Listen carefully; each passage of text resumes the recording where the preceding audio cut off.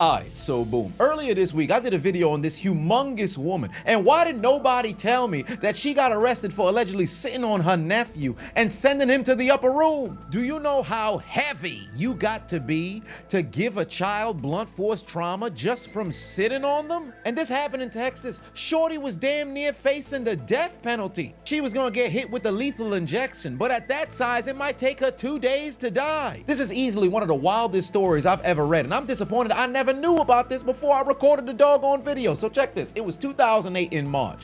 Her nephew was taken to the hospital suffering from some breathing difficulties and also had a head injury. He later died from the wounds, unfortunately, right? She ended up becoming the prime suspect because for whatever reason, she said it was her who killed the child.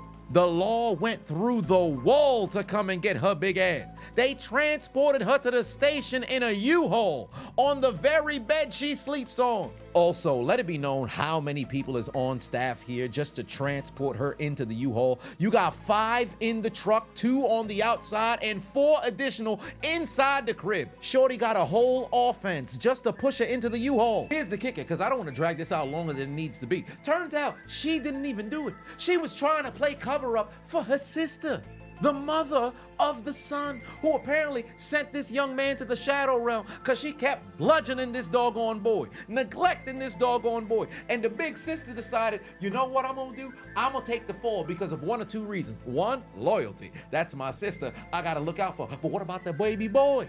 Where's your loyalty to the doggone nephew? It's just because the nephew ain't here, and the only way that you can really protect him is by way of justice, but the sister is physically sitting in front of you. You decide to go and try to see if you can protect her and take the fall. For what reason? Because you over 1,000 pounds, and you know there's no regular life that you could really live.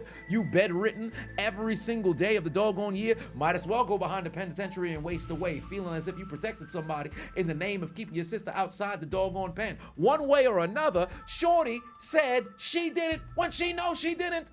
I was gonna get capital murder charges. The death penalty, possibly? The death penalty. I really saw it like they were doing me a favor. Myra lied for months, but even prosecutors started to doubt her when the little boy's autopsy revealed head trauma consistent with repeated abuse. In the face of that scientific evidence, Myra finally told the truth.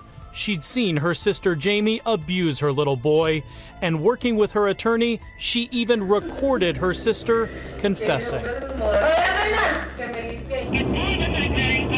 That's it right there. Jamie's accusing Myra of testifying against her. And Myra's telling her, hey, I haven't made any statements. I didn't tell him how you hit him on the head with a brush. A logical person would say, I didn't do it. It wasn't me. She would acknowledge, and she wouldn't resist the implications for Myra. Charges were dropped against Myra, and her baby sister Jamie was arrested on child abuse charges and is now serving 15 years in prison. This demon not only bludgeoned her son so much so to where he died, she was also angry at her sister for reneging on taking the fall for her. Mind you, when they charged her with 15 years, it was 2010. She was 22. Hold on, wait a minute. 2010, 15 years. This bitch free this year. We can't expect God to do all the work. This big woman lived 3 lives in one. You was on trial for murder, only to find out that you were framing yourself in an effort to protect your sister. Then you were over 1,000 pounds. That's a story in and of itself. And then she lost all the weight.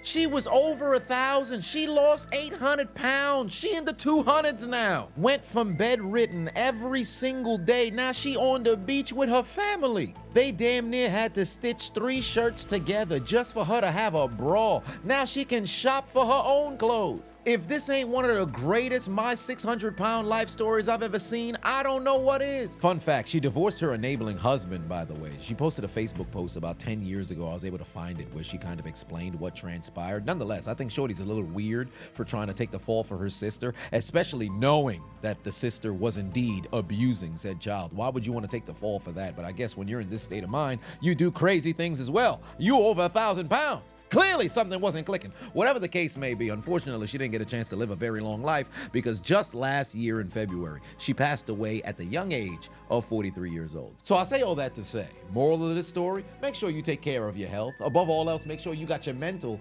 in check as well. And if you just so happen to have any friends or family that just so happen to be out here abusing children, please do not mess around and try to take a fall on their behalf.